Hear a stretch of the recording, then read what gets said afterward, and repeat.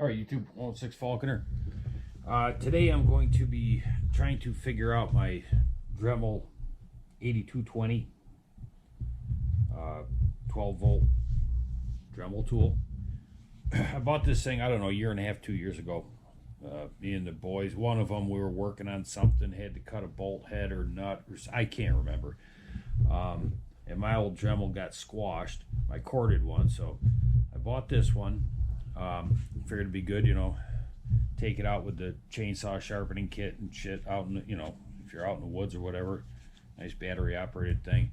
But anyways, it sucked right from day one. Originally, I was going to take it back. But by the time we got done doing what we were doing, this thing was, you know, back in its case, and I totally forgot about it. So then it just sat there. Then this winter, I went to cut into my heat duct down in the basement because I wanted to put some vents in to try to dry the basement up and get a little warm air, because it was a warm, wet winter, and my house just constantly felt cold. So I went to cut the heat duct, and this thing, you start cutting and the battery dies and it gets hot, you know.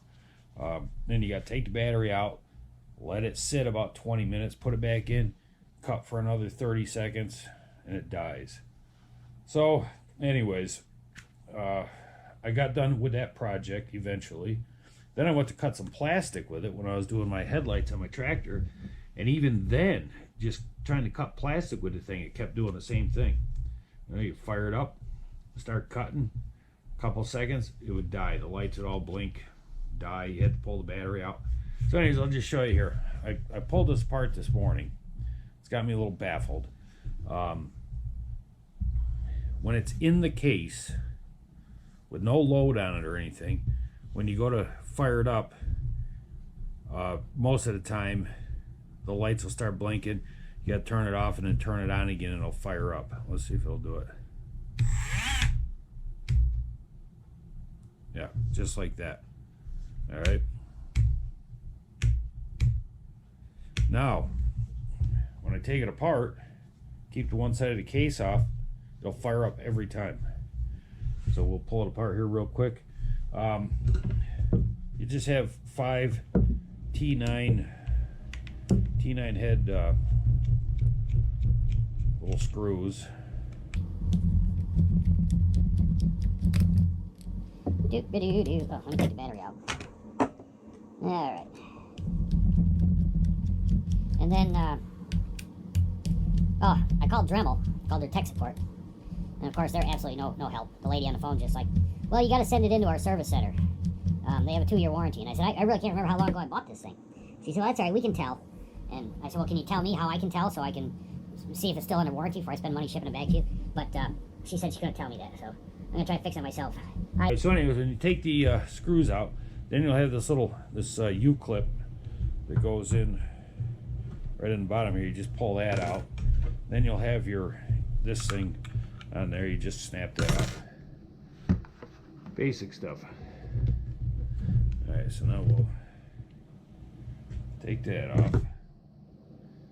All right, so now if I put the battery in here now, this thing will fire up every time without issue.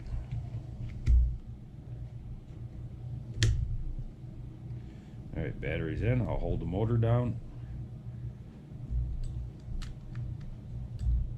Oh, now it's gonna make me a liar.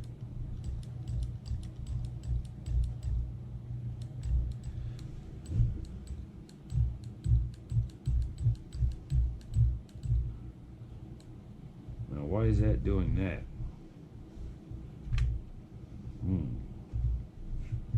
I don't know. This thing is, it's really driving me nuts. Yeah, now she's not firing up at all.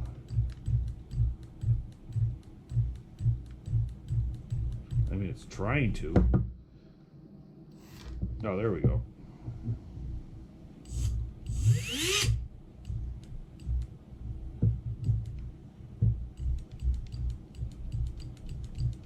So is that the freaking motor or is that something else? So what I'm gonna do is I'm gonna pull the motor out and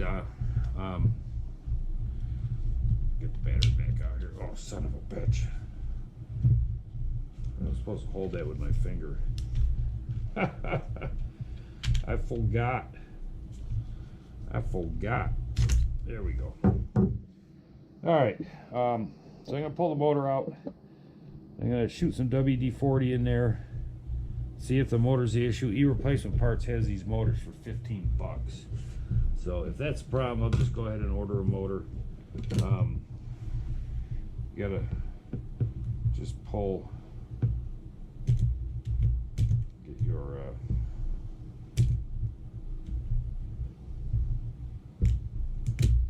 come on. Alright, yeah, so E-Replacement Part has the motor, 15 bucks. It comes with the shaft, you know, bearing, everything on there. This shaft here, I was gonna try cutting without the one side on, but this shaft is just pressed onto a little nipple like that on this side.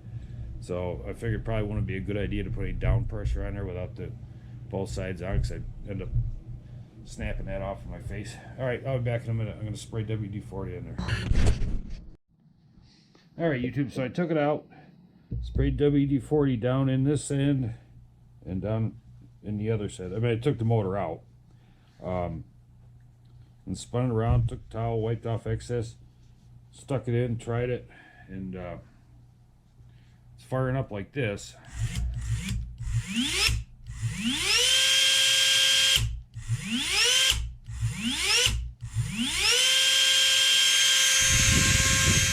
Two lights on the battery still. So let me put this pig together and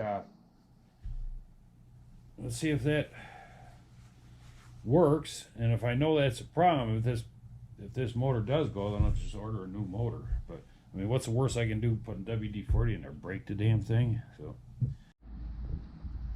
all right, so I got the saw blade in there. Let's see if we can get it to not work. Turn the RPMs to, because I think these are 20,000. Yeah, 20,000. Oh, look at that.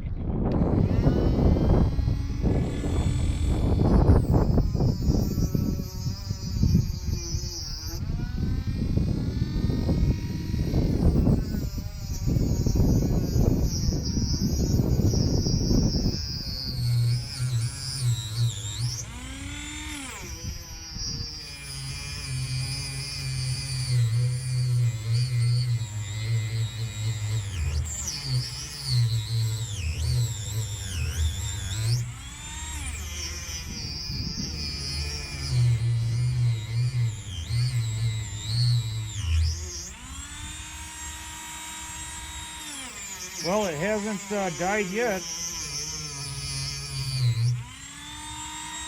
Shut it off, turn it back on.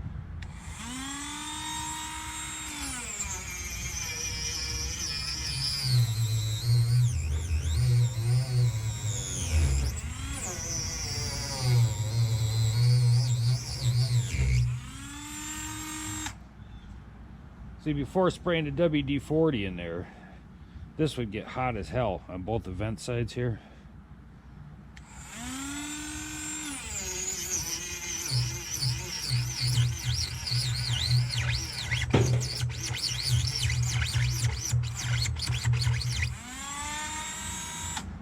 Well, I'm gonna say that's good.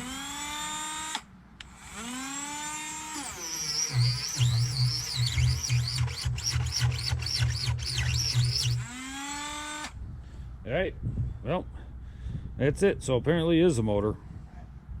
So I'll just use this. I mean, as much as I use it, if it dies, then I'll know what I need to do. Alright, that's it. See ya, bitches.